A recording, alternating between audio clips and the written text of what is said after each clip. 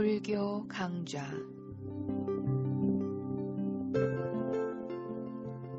안녕하십니까, 묘원입니다. 수행은 양도 필요하지만 질도 중요합니다. 처음부터 많은 것을 얻으려 하지 말고 단 한 번이라도 제대로 알아차려야 합니다. 한 번의 호흡이나 한 번의 발걸음이라도 정확하게 겨냥하고 분명하게 알아차리면 두 번, 세 번을 연속해서 잘 할 수가 있습니다. 단 한 번을 제대로 알아차리지 못하면 계속해서 정확하게 알아차리기가 어렵습니다. 수행이 잘 된다고 좋아하거나 잘 되지 않는다고 낙심하는 것이나 모두 잘못된 것입니다. 이런 마음 때문에 법을 얻기가 어렵습니다. 수행은 경험해보지 않은 새로운 정신세계를 여행하는 것이라서 원래가 잘 안 되는 것이고 이것은 당연한 것입니다. 수행이 잘 되면 욕심이 생겨서 수행을 그르치고 자아가 강해져서 오히려 퇴보하게 됩니다. 수행이 잘 안 되는 것은 원인과 결과며 우화라는 법의 성품이 나타난 것입니다. 내가 없기 때문에 잘 하려고 해도 안 되는 것입니다. 사실 내가 있다면 내가 원하는 대로 수행이 잘 될 수 있어야 합니다. 그러나 그러한 내가 없고 단지 원인과 결과라는 조건만 있기 때문에 잘하고 싶어도 잘 되지 않는 것입니다. 수행이 잘 되는 것은 노력을 해서 알아차림이 지속되어 집중력이 생긴 것이며 집중력이 생기면 전에 경험하지 못한 여러 가지 현상들이 나타나게 됩니다. 이때 나타난 현상은 단지 대상에 불과하므로 특별한 것이라고 생각하지 말고 계속 나타나는 대로 나타난 현상을 주시해야 합니다. 처음에는 대상을 정확하게 겨냥하기가 어렵고 마음이 집중되지 않아서 흐린 상태로 보게 됩니다. 바라는 마음 없이 인내하면서 알아차림을 계속하면 차츰 집중과 맑은 마음의 상태를 경험하게 될 것입니다.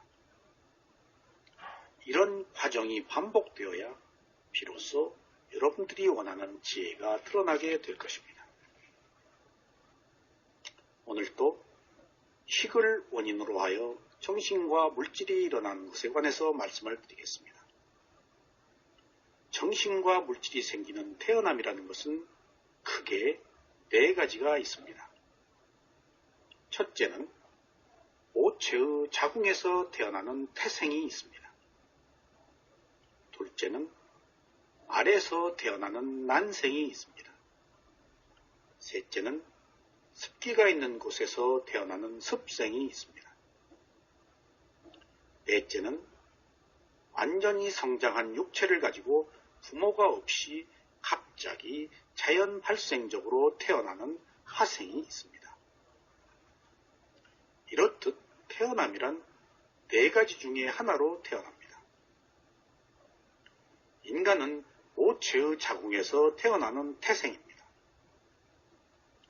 인간으로 태어나는 과정을 살펴보면 죽을 때의 마음이 오계를 지킨 마음의 상태가 되었을 때 인간으로 태어난 표상을 본 뒤에 인간이 될 수 있는 재생 연결식이 일어나고 그 다음에 인간의 정신과 물질이 비로소 일어납니다. 이때 재생 연결식이 일어남과 동시에 30가지의 물질들이 생깁니다. 이들은 업의 근원을 둔 물질로서 10가지의 몸의 물질과 10가지의 성의 물질과 10가지의 토대의 물질이 있습니다. 이상 30가지의 물질인 깔랄라를 이룹니다. 이 깔랄라가 한 생의 출발이라고 알려져 있습니다. 주석서에 의하면 태아는 어머니의 모태에서 5가지 단계를 거쳐 성장한 뒤에 태어난다고 기록하고 있습니다. 그 첫째가 깔랄라입니다. 깔랄라는 임신 직후부터 일주까지의 태아를 말합니다. 이때 세가닥의 양모로 이루어진 실타래의 끝에 놓인 기름방울 크기를 말합니다. 이미 이때 남성과 여성의 성의 물질로 구별됩니다. 둘째, 앞부다입니다.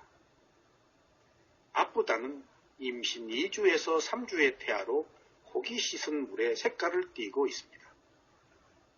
셋째, 빼시입니다. 빼시는 임신 3주에서 4주의 태아로 용해된 추석의 모양의 연분홍 색깔을 띠고 있습니다. 넷째, 가나입니다. 가나는 임신 후 4주에서 5주의 태아로 탈 모양을 하고 있습니다. 다섯째, 빠사카입니다. 빠사카는 임신 후 6주 이상의 태아로 두 팔, 두 다리, 머리에 기초가 되는 5개의 돌기가 생겨난 상태입니다. 그러나 머리카락, 몸털, 손톱과 발톱은 42주가 지나야 생깁니다. 이처럼 배아기의 물질은 가느다란 모죽으로 된 실에 붙은 작은 버터 기름덩어리만한 크기입니다. 너무 작아서 육안으로는 보이지 않으며 단독으로는 생존하지도 못합니다. 기름방울 크기의 깔랄라는 부모의 정액과 피의 결합으로 생긴 것이라고 봐야 합니다.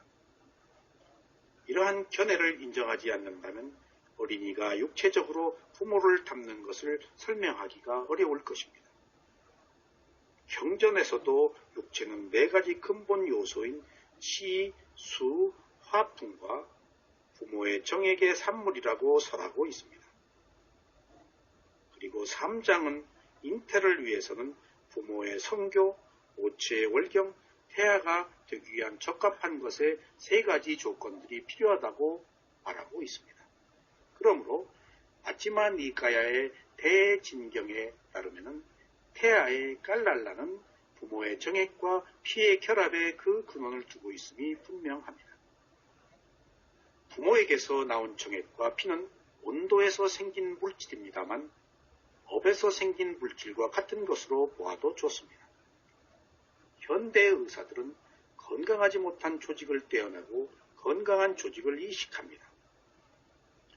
이식된 조직은 몸에서 떼어져 나올 때에는 온도에서 생긴 물질이지만 다른 조직에 이식되어 전체의 일부가 된 다음에는 몸의 감성의 물질, 즉 업에서 생긴 물질로 나타납니다. 또 병든 장기 대신에 염소의 내장이나 사람의 눈을 이식하는 경우도 있습니다. 이렇게 이식된 장기는 의심의 여지 없이 몸의 감성과 눈의 감성의 형태로 업에서 생긴 물질로 성장합니다. 마찬가지로 3가지 업에서 생긴 물질의 무더기들은 부모로부터 분리된 정액과 피의 온도에서 생긴 물질의 결합이라고 생각해야 합니다. 서양의 생물학자들에 따르면 점차 성장하여 아이가 되는 것은 어머니의 난자와 아버지의 정자의 결합이라고 합니다. 초기의 태아는 너무 작아서 육안으로 보이지 않습니다. 과학자들의 이러한 발견은 경전에서 설하는 수태와 완전히 일치합니다.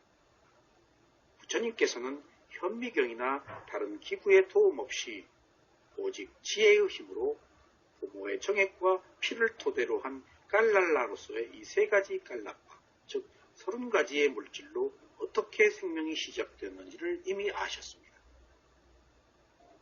이것이 2500년 전의 부처님의 가르침이었으며 서양의 과학자들은 불과 지난 300년간의 현미경을 이용한 긴 조사 끝에 비로소 수태에 대한 사실을 발견하였습니다. 그러한 발견은 부처님의 일체를 아는 지혜를 입증하고 있습니다.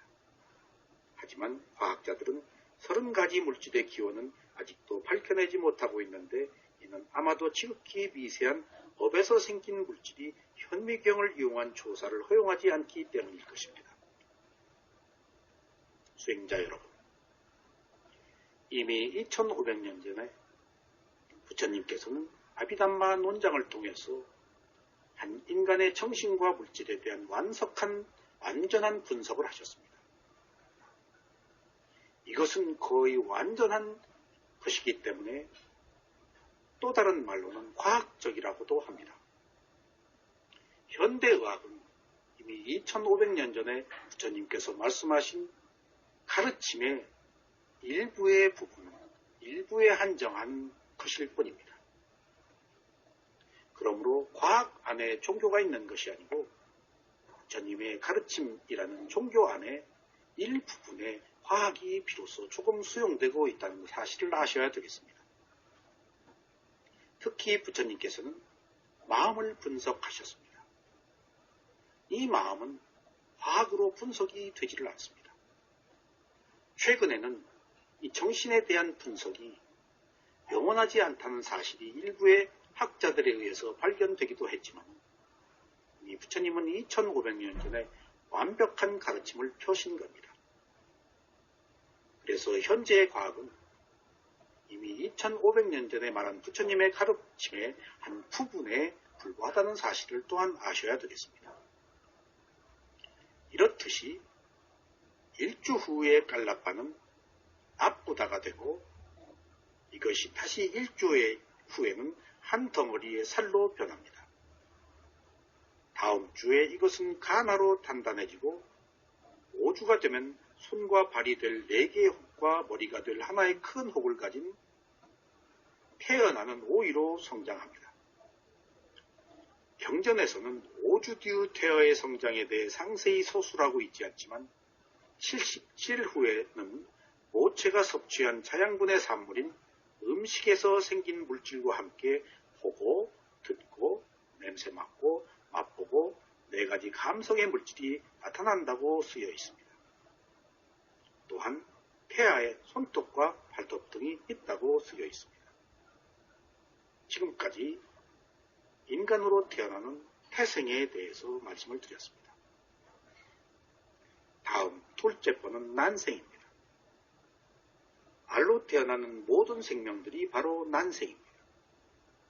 새들과 물고기, 뱀 등 알로 태어나는 모든 생명들은 난생으로 태어나는 것입니다. 다음 세 번째, 습생입니다. 습생은 더러운 것, 오폐물에서 생겨난다고 해서 습생이라고 합니다. 이러한 습생은 점진적으로 형성되는 것 같습니다. 하지만 경전에서는 이들이 불완전한 시각 등을 가지고 있지 않다면 다 자란 형상으로 생겨난다고 설명하고 있습니다. 그래서 우리는 점진적으로 형성되는 게 맞는지 아니면 다 자란 형상으로 생겨난 것이 맞는지 단정할 수가 없습니다. 왜냐하면 업에서 생긴 물질은 과학적인 탐구로 접근할 수가 없기 때문에 당분간은 경전에서 설하고 있는 대로 받아들이는 것이 좋겠습니다. 습생과 화상에서 업에서 생긴 물질과 다른 물질의 성장은 일반적으로 태생과 같습니다. 습생의 경우 유일한 차이점이라면 음식에서 생긴 물질은 그들이 먹을 것을 먹거나 침을 삼켰을 때 생긴다는 것뿐입니다. 마지막으로 네 번째, 화생입니다. 화생은 완전히 성장한 육체를 가지고 부모가 없이 갑자기 태어나는 것을 말합니다. 이렇게 태어나듯이 화생으로 태어난 사람은 죽을 때에도 수명이 다하면 이렇게 갑자기 사라져 버립니다. 화생은 항상 몸이 불타는 지옥의 태어남과 항상 굶주리는 악귀와 아수라로 태어납니다. 지옥의 생명이나 악귀, 아수라는 모태에서 태어날 수가 없으며 순수한 물질에서 태어날 수가 없습니다. 자기가 지은 악업으로 인해 화생으로 생겨나서 업의 수명이 닿을 때까지 고통을 겪다가 죽습니다. 이러한 악업에 의한 화성 외에 선업에 의한 화생이 있습니다. 욕계 6개 천상과 색계 천상과 무색계 천상에서 태어난 생명도 모두 화생입니다. 여기서 무색계 천상의 생명은 몸이 없이 마음과 마음의 작용만 있는 상태로 태어납니다. 무색계의 수명은 수천 겁을 살며 과학적으로는 이해할 수 없는 세계입니다. 오직 신통한 힘을 가진 부처님과 성자들만이 이 세계를 알 수가 있습니다. 경전에서는 무색계의 생명 중에 어느 부처님 시대의 누구인데 라고 말하면서 부처님께 와서 대화하는 장면들이 가끔 나오기도 합니다. 이처럼 몸이 없는 무색계는 4가지의 세계로 구성되어 있습니다. 공무변처천, 식무변처천, 무소유처천, 비상비비상처천입니다. 부처님께서 출가를 하신 이후에 먼저 무색계 삼선정의 무소유처천을 경험하시고 무소유처천을 이루셨습니다. 그런 뒤에 마지막으로 비상비비상처천을 경험하시고 그리고 더 이상 얻을 것이 없어서 거기서 나오셔서 6년 동안 고행을 하셨습니다. 이상 말씀드린 세계는 인간이 윤회하는 모든 세계의 태어남을 의미합니다. 그래서 지옥, 축생, 악귀, 아수라, 인간, 욕계천상, 그리고 색계천상, 무색계천상, 이것들이 생명이 사는 모든 세계입니다. 이 세계는 31개로 구성되어 있습니다. 이것이 윤회하는 세계이며 각자 자기가 지은 업에 따라서 그 결과로 재생연결식을 받아서 그 재생연결식을 위해서 정신과 물질을 얻게 되는 것입니다. 감사합니다.